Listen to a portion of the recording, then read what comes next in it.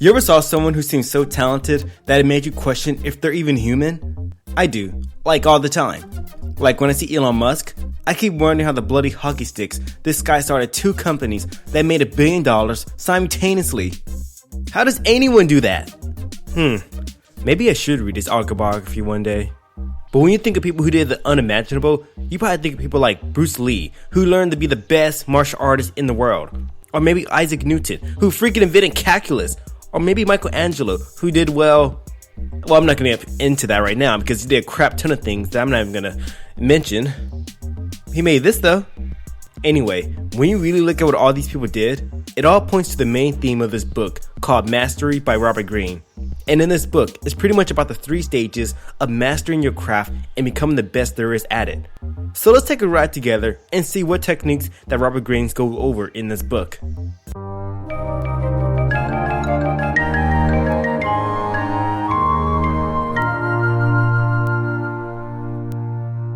Now stage 1 is going to be called the apprenticeship. Alright, so how about we find your calling, because this is the first part this book explains. But what if you don't know what your calling is? No worries, I got you. When searching for your calling, passion is going to be more important than talent. You can be naturally talented by playing the piano, but if you don't even see the point of doing it, you're going to lose interest once things get difficult. Now the great part is, you don't have to actually love doing something. You just have to like something just enough to keep practicing it. And it shouldn't be too easy to where you get freaking bored of it very fast, but it shouldn't be super hard to where you grow bored of it because of how difficult it is and decide to play some Call of Duty instead. And for crying out loud, mate, whatever you choose, do it for yourself and no one else. Who cares if your parents want you to be a doctor? They're not going to be the person doing surgery 10 years later in the middle of the night questioning what I get myself into. For example, there's this guy I know. I'm not going to say his name just in case he watches my videos, but he went to college to major in computer science. Not because he loved computers, just because his family said it was a place to be at. But man, did this guy hate his job. So after getting the courage, he quit his job and started his own business. And now he's finally happy because he's doing something that he always wanted to do and not the other way around. Once you made a choice on what you like, choose a career path that points towards it. You like programming? Look into app development or game development.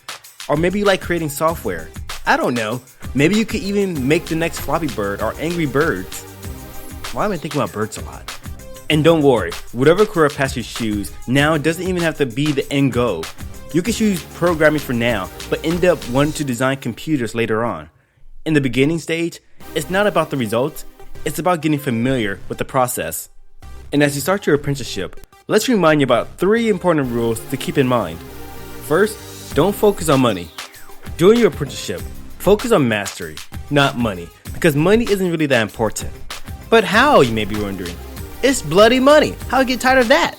Okay, so let's say your end goal is to make $1 million. How long can you honestly say you feel excited about climbing towards that goal?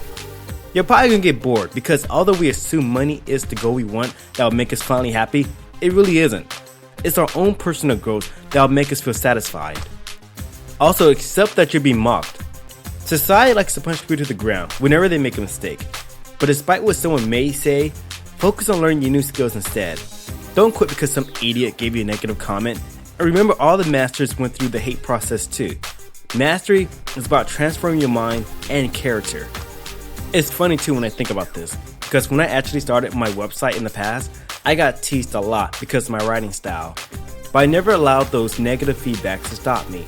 And now, I have a pretty fancy site, if I may say. So if you have people mocking you for anything you're doing, forget about it, because you're only going to get better at it over time. Also, avoid the easy path. Are you scared of hard work and competition? Well, don't be. All great masters went through the same phase where they have to face some challenges and competition from other people who may have had more experience or talent than them. Alright, stage 2 is going to be the active period. This will be the part where you reduce your basic skills of whatever you're learning and concentrate on experimenting off it. Experimenting is meant to get out of your comfort zone and see what you're actually doing. It gives you more time to create something of your own. This means it's okay to make mistakes and try again. Regardless of whatever craft you're working on, it usually takes about 10,000 hours to become a supreme expert at it. For example, if you're learning how to code, first start off by learning the basics of what you have to do, what is what, and what goes where. Once you get comfortable with this process, this should be the stage where you stop looking at the rules so much of coding and then just concentrate on creating small programs of your own. Experiment daily and see the small things you can create based on the knowledge you have now. But it gets easier if you find yourself a mentor. And getting a mentor is the best way to learn anything you're working on now, but it's also the most difficult thing to find. After all, where are you going to find a Blood Team mentor at?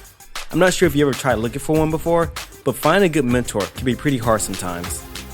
This is why you have to stand out from anyone else and make yourself look like a superstar. If you see someone you want to be mentored by, think about what they need most and provide it for them. Maybe all they really want is someone to buy them some Starbucks. Don't ask for what they need, just give it to them. If you could get something someone wants without them even asking for it, they'll be so impressed they might let you follow them along and teach you a thing or two. And hey, if you don't know who to make your mentor, take the easy method. You want to know what it is? Books. Yeah. Books pretty much are the thoughts of people who had great ideas in the past. So learn the mistakes of other people through the books and copy their success pattern. And the last stage is going to be 10,000 hours investment. Do you remember being a child? You were free from the duties of the adult world. No one demanded you do stupid things. All you had was curiosity about the world and the things you were surrounded by. And believe it or not, but that curiosity was a skill. A skill most of us lose once we grow up and listen to people telling us that we have to behave and fit in with the rest of society. So you want to combine a childlike mind with your knowledge. This is a stage where you don't have to follow the rules like the apprentice does. Twist the rules into your favor and obsess over those outcomes. And don't even think about how successful you'll get.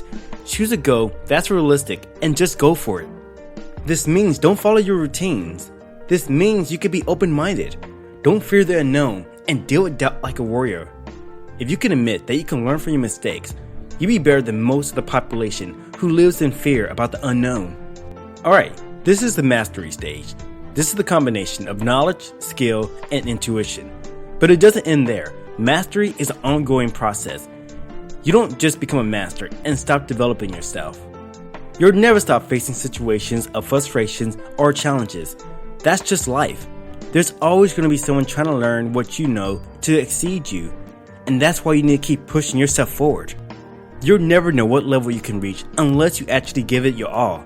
Take every possible opportunity to learn and improve yourself continuously. And that's the best thing about mastery. Anybody could do it. I think it's obvious, but there's no shortcut to mastery. You don't need talent to succeed. You just need to remain persistent and improve your work over time. And that's Mastery by Robert Greene. Alright guys, if you have a book you want to see in the future, be sure to hit a comment below and subscribe.